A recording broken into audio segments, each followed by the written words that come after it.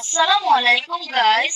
মাছের কাবাব তৈরি করার জন্য পাঙ্গাস মাছ অর্ধেক ফিলেটে করে কেটে তারপর এটার উপরে গরম পানি দিয়ে ভালো করে চামড়া ছিলে নিব।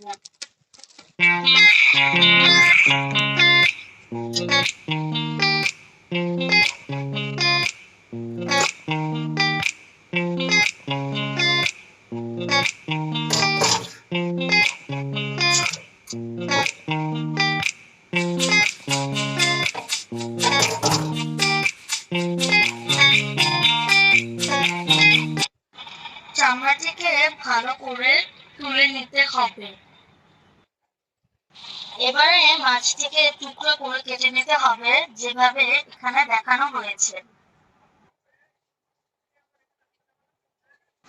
এবারে মাছগুলোকে ব্লেন্ড করে নেওয়া লাগবে, যেভাবে এখানে দেখিয়েছে।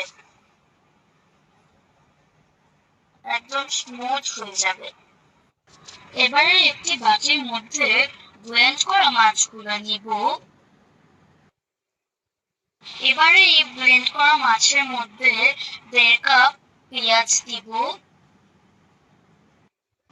তারপরে 6টা কাঁচামরিচ কুচি দিব।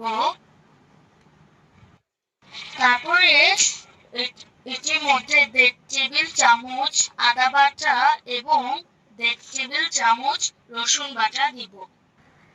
এরপর এটার মধ্যে 1 চামচ লবণ, 1 চামচ হলুদ, 1 চামচ ধনিয়া, 1 চামচ জিরা, 1 চামচ গরম মশলা এবং 1 চামচ কাবাব মশলা। আরো 2 চামচ সয়া সস দিয়ে এগুলো সবগুলা ভালো করে মাখানো লাগবে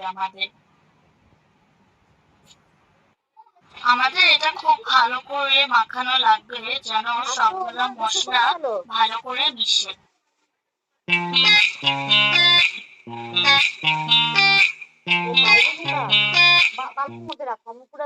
এবার এগুলাকে কাবাবের শেপ দিয়ে নিতে হবে।